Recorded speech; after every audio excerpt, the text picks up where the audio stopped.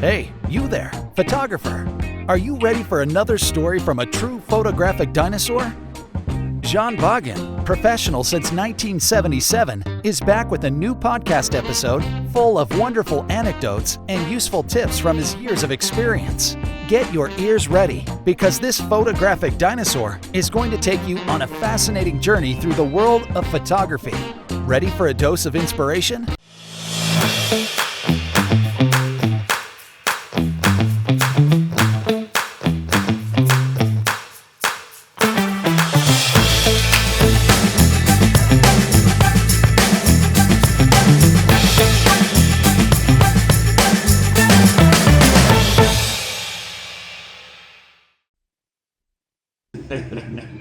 Okay, Peter, let's start. Right, when you're ready. So now we are in Cachito in Conil de la Frontera, and our host Nacho has this nice restaurant where you can have world food, wonderful, nice food. We eat the soup last week, the Thai soup, wonderful. Lord, sure. Yeah, it was where I met Peter, and I invited Peter if he wants to assist me as a guest in my podcast. So Peter, welcome. So thank you very much. Nice to see you again. Yes. John. Today we have this subject because I want to tell a little bit more how I became a photographer on the way I am now.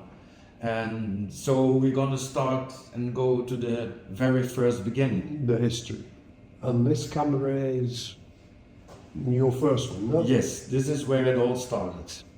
This is the camera I bought from my father.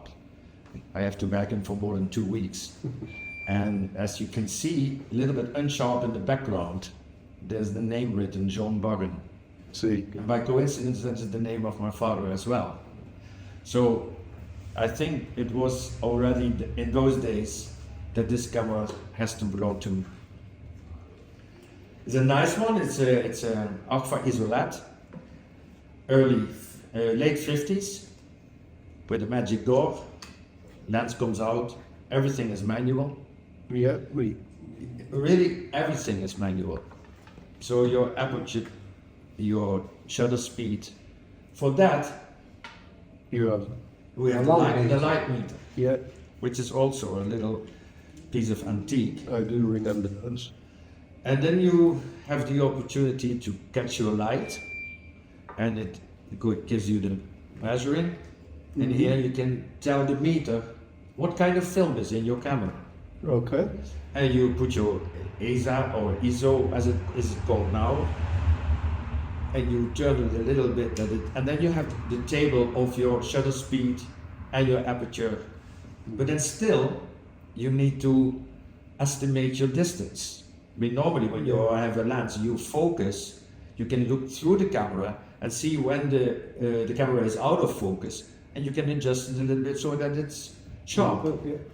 But this one you cannot look through. You only see a small window where you look through, but not through the lens. Yeah, I think what you just did. Yes, and then you get sometimes when you're making something close up that you're just next to it, because you have this different than height, because you're making this is the center of the lens, Yeah, but you're looking a few centimeters higher.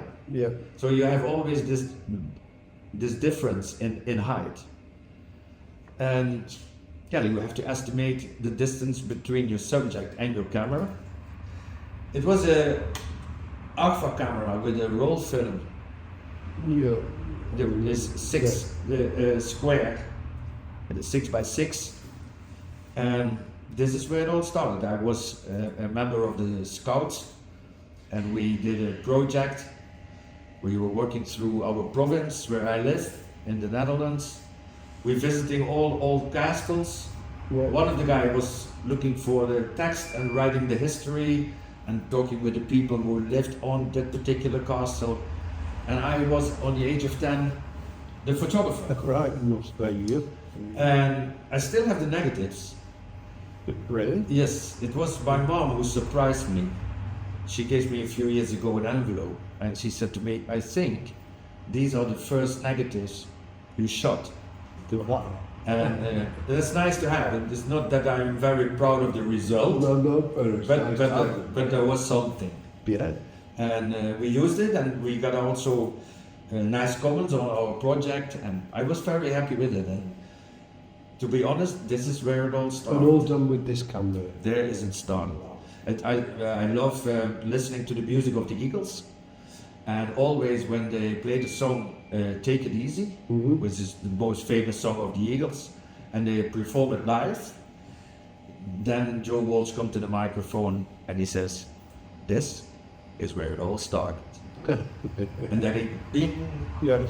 the song came. This is where it all started when it's about photography. Correct. And it was nice, and I think I got this vibe later on. And then I was keep on using it. My father had also a film camera as a Yashica. You have to turn, and then, Oh, after each photo, you have to turn it on. yes, It's on. but there was a film camera, 8mm rolling film, Yeah. and I was using that a little bit as well. So maybe that is a little bit why I like video also a bit in these days. And from there, it became a hobby. But it was just taking photos, bringing the film to a photography shop, development and print it, and that was it. And then it was a surprise what you had, wasn't it, when Yes. you collected them a week later or 2 weeks later? Yes, and that was, this was also a little bit the magic.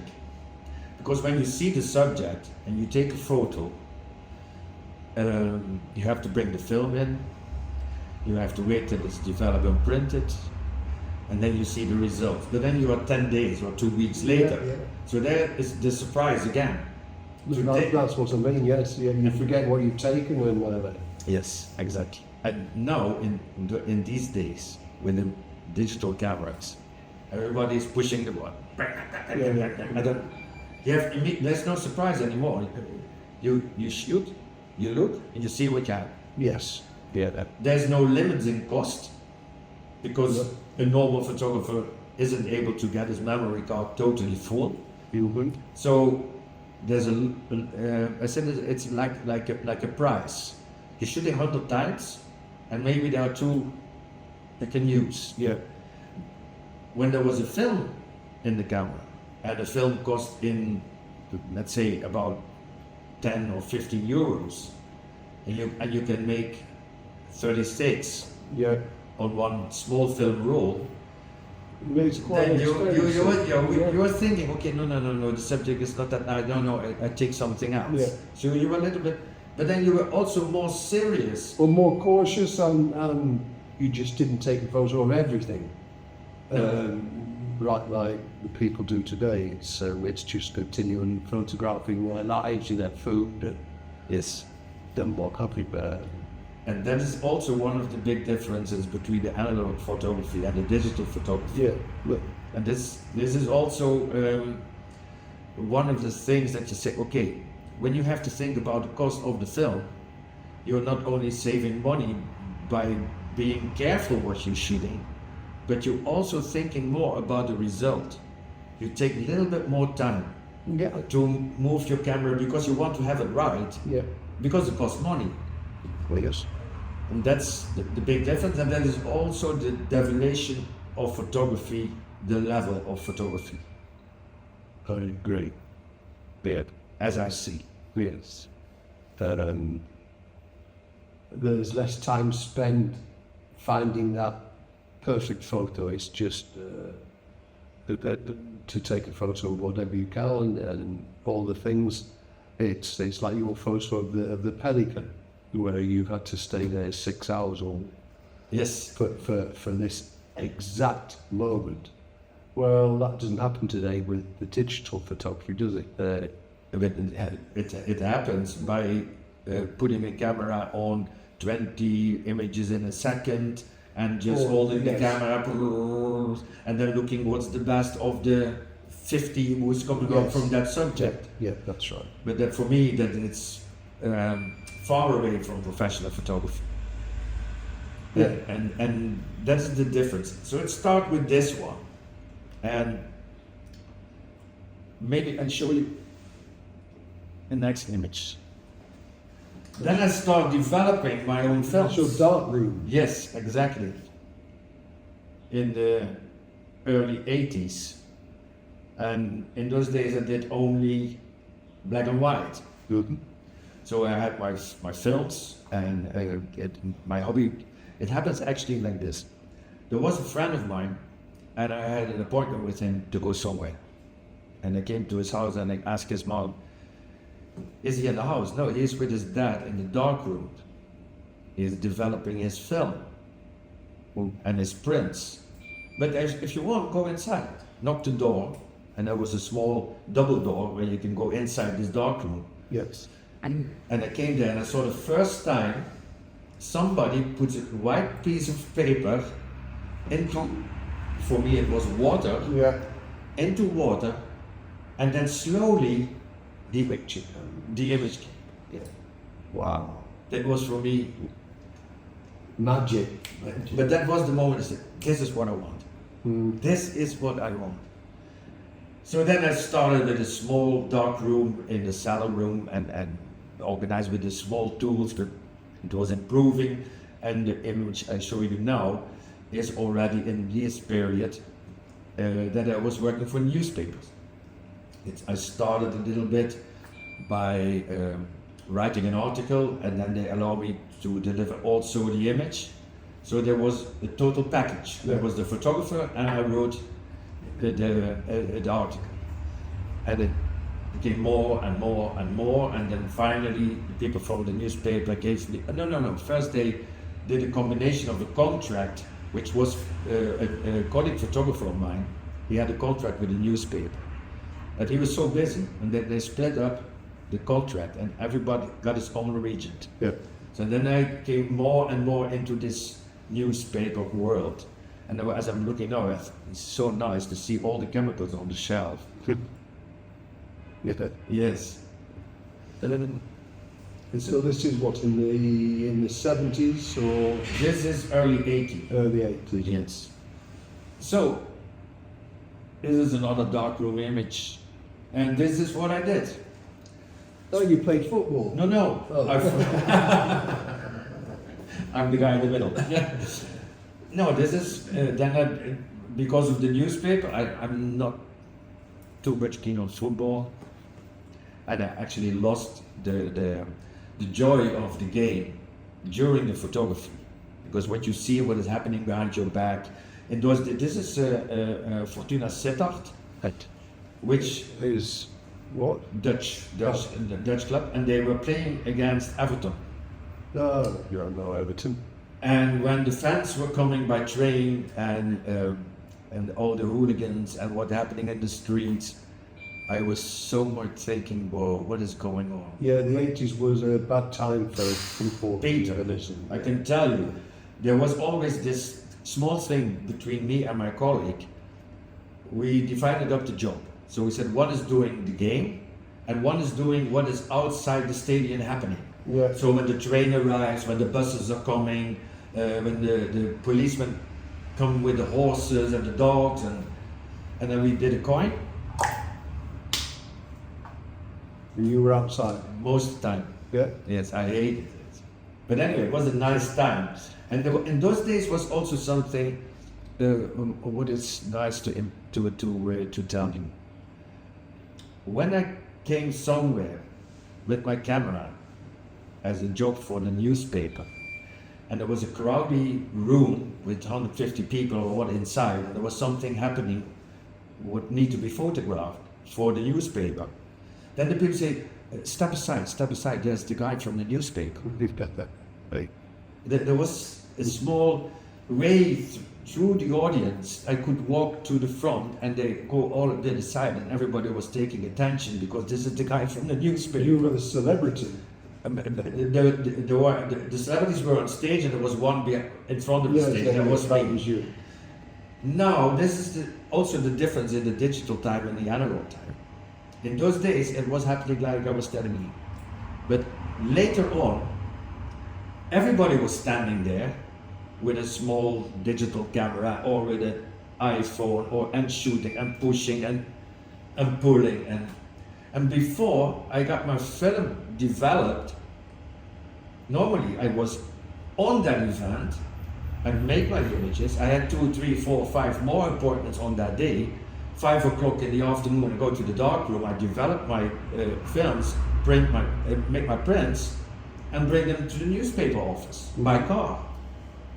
And then they start looking and they start sorting it out, and 11 o'clock in the evening, then it was closed and the newspaper is printed, and tomorrow it was the first time everybody saw it. Yeah.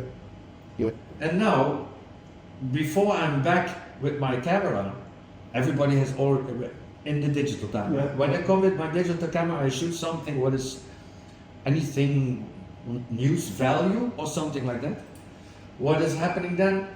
Before I'm back home in my office to put the memory card in the Mac and see what I shot and make a selection. Everybody's seen it. Everybody has it already on Yeah. Facebook. Yeah, yeah. And they posted it already all the, so then we come to the point that as a professional photographer, it's very, very important that your image is not the same as everybody was shooting with his phone. Your creativity has to go to the max, and you have to look for a different angle or a surprising.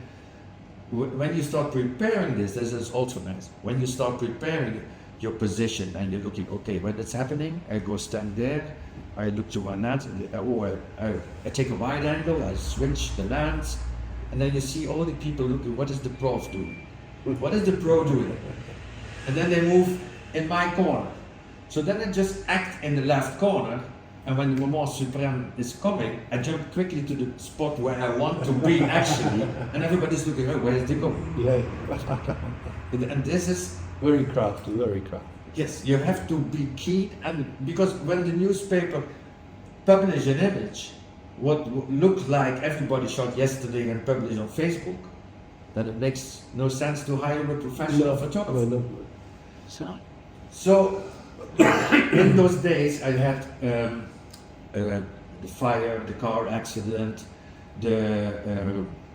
all these things were happening, what's published in the newspaper, and day by day I start hating it more. The rush, you come somewhere, there was a heavy car accident, 3 guys from in young 20s died at the spot. Yeah. I said, this is not what I wanted, and I love to do advertising photography, and start from there. I did also a lot of pop festivals. No. I think I have them all in Europe. Is that Big Hot Northern Yes. Fall Weather? There's this Talk on the right hand side, Okay. on that side, Yeah. and this one is Simply Red. Yeah. Yes. Newspaper. And in those days you were very proud when there was photo by Jean Bach. And then I make a small move in my profession, and I move from a 35mm camera to the Hasselblad. And this was something new for me. The higher quality, bigger film, you were able to enlarge in a bigger size, and yeah, that was the next step in getting more professional and seen as a professional photographer. And this is the Swedish camera, isn't it? This is the Hasselblad. It's Yeah. from Sweden. Yes. Yeah. And you bought this to do your work then, or were you working freelance or working for? No, companies? I was independent photographer, Independent, and they hired me for my work. Yeah. So you paid for all the equipment. Yes. Because that was quite expensive then, wasn't Yes. it? Yes. We don't talk about prices. Really, this was to get more and more in the professional scene. You have to make this step, because when I was doing newspaper work, you cannot run with this camera.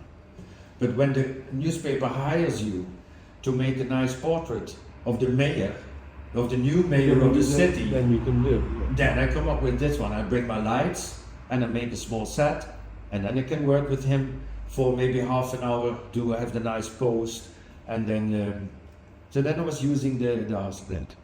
Have you still got that? No, No. it's a sad story. This was my studio. This was the next step in moving into and more professional advertising, industrial and advertising photography. And I don't have the Hasselblad anymore because this building was hit by a fire.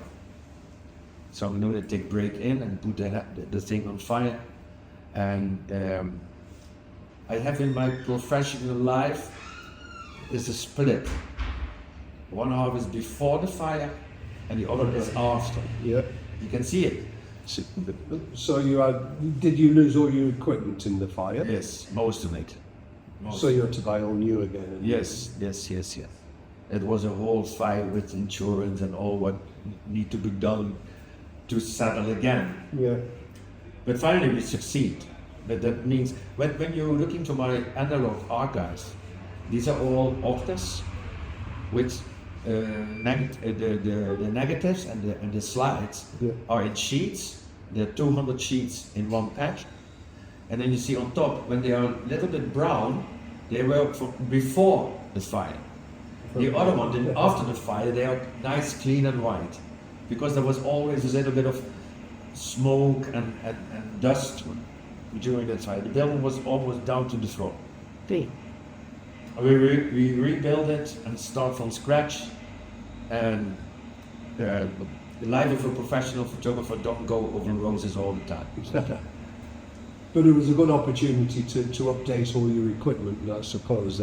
Yes, I had that's to. on a silver line. I had to. This is maybe funny that I'm bringing up this image, but this is a studio image. It was in this studio what I showed you Before. we built their complete living room with furniture, with curtains, and the light what is coming through the window is just Daylight, no? and there's no daylight. In the studio it's Ah. totally dark. Ah, But you see this huge 7 by 2.5 meter. We can put them vertical, yeah. and the light is coming through through the curtain on that So side. it seems like it's daylight, doesn't it? It seems like it's daylight. It's like if the sun is shining through the window. Yeah. This one as well. You can imagine when you push into this blue wall, everything will collapse. But it's standing, and it's standing just there for the shoot, and that's it. So we did a lot of that kind of productions: furniture, cars, cool, and motorbikes. Wow. Wow. This is a total custom Harley Davidson. Fat Boy, I think they call it. Yeah. Yes, yeah. Quite an impressive motorbike. Some jewelry. And then the first step into digital photography. With KLM. That was, I was shooting their hands. And what was happening, I bought a Sinan camera. The first digital camera in the studio was a camera 125,000 guilders in those days. So let's say now around 80,000 euros. 80,000 euros. This camera was a steady camera with a color wheel, and you for every single, when I want to make an image of this microphone, I put the camera, I have to do 3 shots, it goes to the Mac, and he was rendering these 3 layers in the RGB colors. He was rendering it to one image. And it takes you about 10 minutes before you see the result, because the Mac was slow and it was going like this, bit by bit by bit. And there was nobody who knows anything about color profiles. Because when I sent this digital file to a printer, he said, "Oh no, I just work with slides." Yeah. And I know we are in the new time now. We're delivering you the digital thing, and they couldn't handle it. So I was knocking my head on the table, 125,000 euros for a camera, and nobody is accepting my files. Now it's easy, But I was the number 11. Well, now you do yourself, no? Yes, you make a profile, and the camera brand gives you a bunch of profiles, and all the people who are in this market, like Adobe Photoshop or the Heidelberg printing machines, or they work together and they move close to each other, so that you don't have to struggle. There are particular European standards or particular profiles. As I know, this should be printed on newspaper. Paper is a different profile for my image than it is in a high glossy magazine. Yeah. So these profiles, they are now super professional. But I was shooting there on Schiphol Airport. But I started them. It was quite impressive. What was the object? The project was that they are using these lifts, these yellow they're making a complete new platform around the plane for the maintenance. And normally they're working with ladders, or this can easily be moved. Okay. And before this was totally new in those days, because they had this remote control, and they could move these platforms around the plane. And normally they were building complete constructions around the plane, and then they have to take it down before they can take the plane out. So it's much safer and probably much quicker than that. Just more than that. Look, did some food as well. Studio photography, nice to do. You can advertise. Yes, it's a good package. Yes, and from there, From there. this is the how and when. Right, okay. It happens during the years from, let's say, in 1977, I decided to become a professional up till today. And this is why they gave me this nickname, the photographic dinosaur. Yeah, that's it. So I came through all these fields. Normally before I had. Thank you for listening and watching this podcast. Did you enjoy it? Great! Perhaps you have a question or an idea for what Jean might discuss in one of his next podcasts. Then let him know. He'd love to hear it. Your input is worth gold to John. Until the next episode.